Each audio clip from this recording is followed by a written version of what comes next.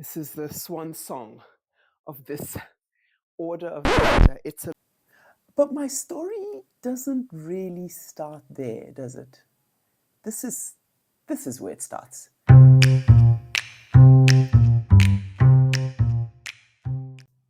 The Yarn Room is a beautiful yarn store in Centurion, way north of Johannesburg, owned by the lovely Yana and Anita.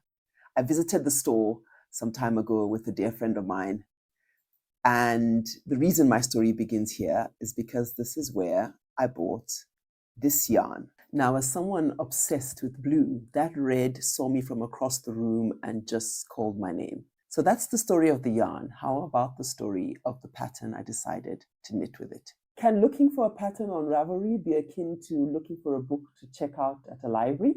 You study the photograph on the cover, you read the notes on the back, you see what other people have said about it, and you wonder. Well, for whatever reason, my search landed me with Order of the Garter by Annamaria Otvos. This is a beautiful all-over garter pattern, as the name suggests. It's knit in DK weight, which incidentally is the same weight as the yarn I had.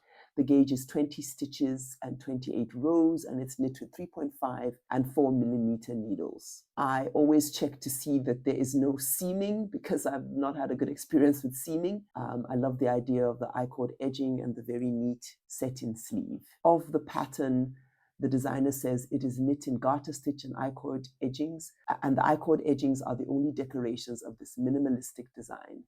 The texture of the garter stitch reminds me, that's the designer speaking, of a chain mail.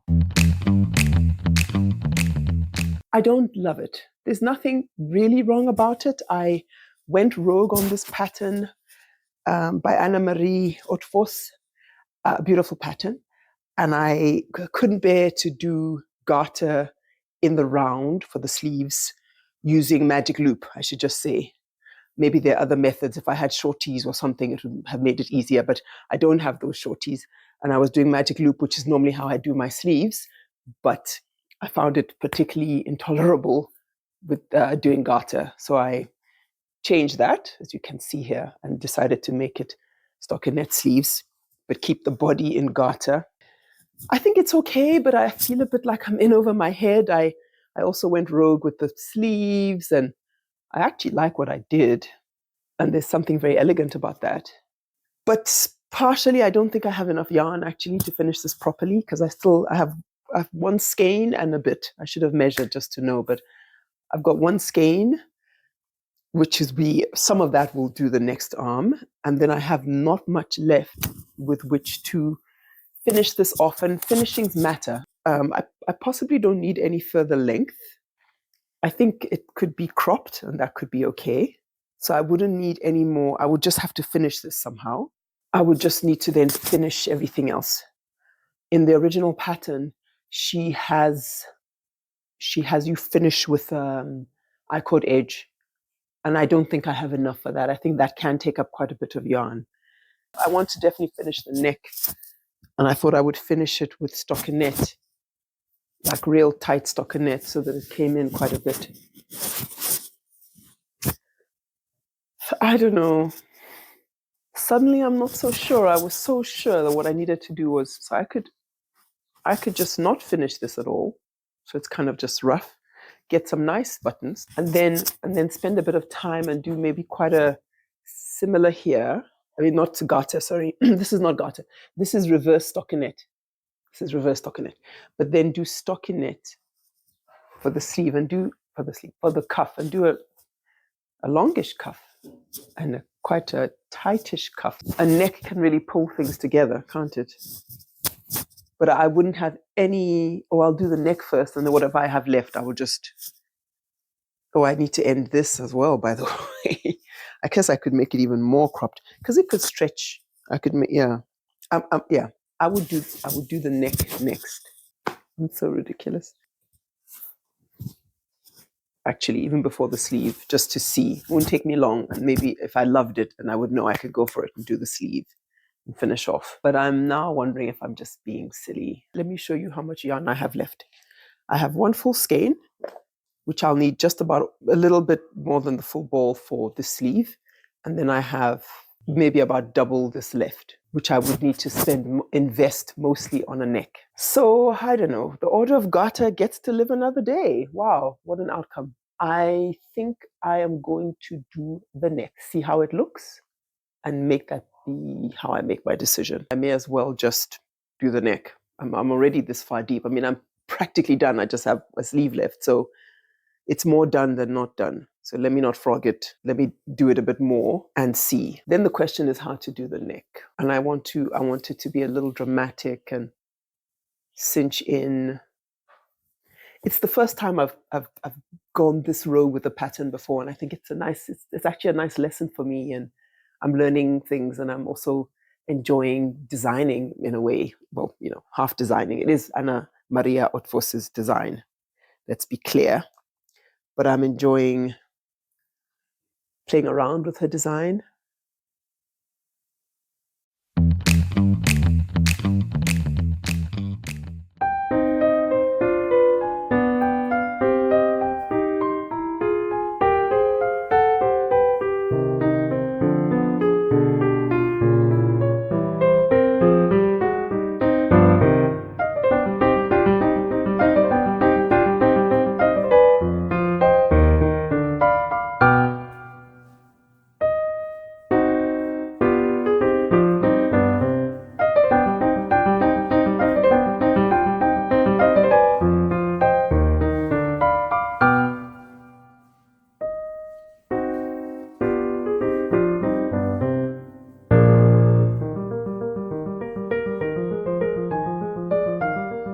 Initially, I thought I would pay all this attention to the neck.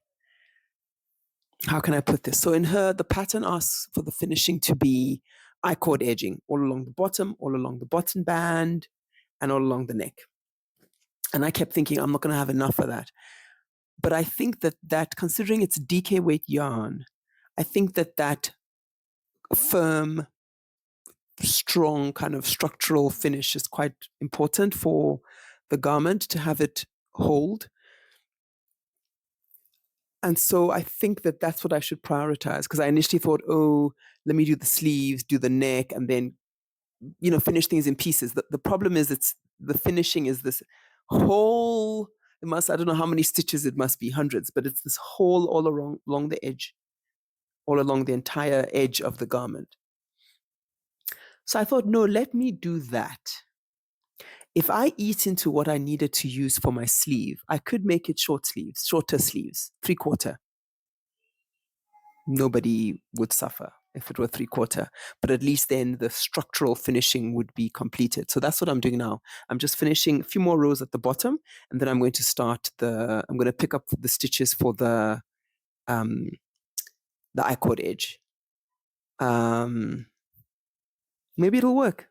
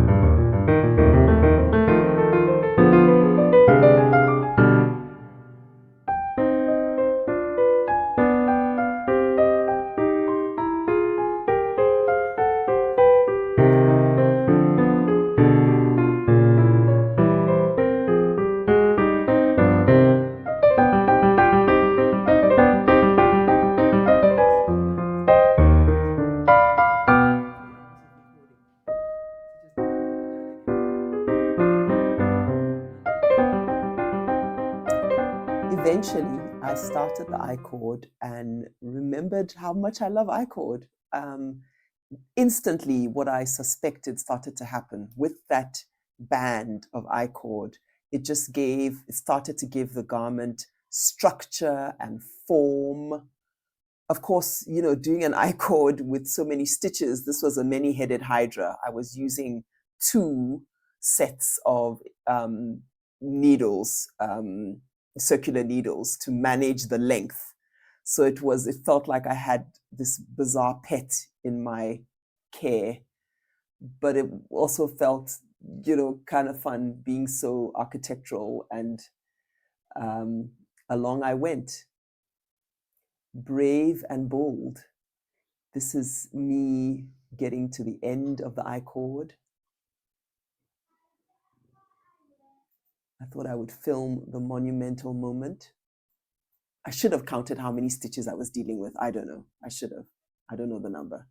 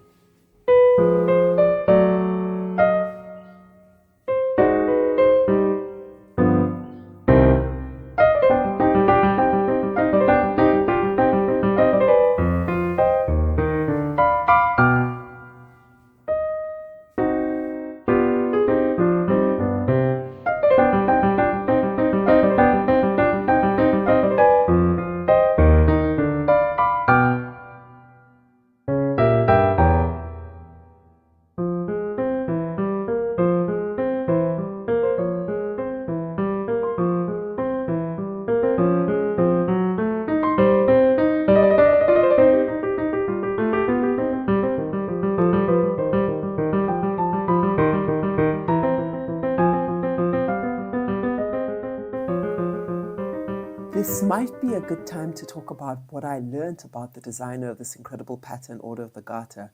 I don't know if it's like this for you, but it's like when you're reading a book and you love that book and then you start researching about the author of the book and you go down a rabbit hole. I tend to sometimes do that with pattern designs as well. If I knit a pattern and somehow that pattern lodges itself in my mind, I get really fascinated and interested in who designed it, what are they like, what else have they designed. I started doing that with this pattern and with Annamarie Otvos, and I started going down a rabbit hole trying to understand who she is, and I followed her on Instagram, and somewhere a screen popped up and it said "in loving memory," and that made me think, oh, did she name her pattern designing company after, maybe a grandmother that's passed away? And I researched and researched, and eventually I did find out that Annamarie herself passed away some years ago.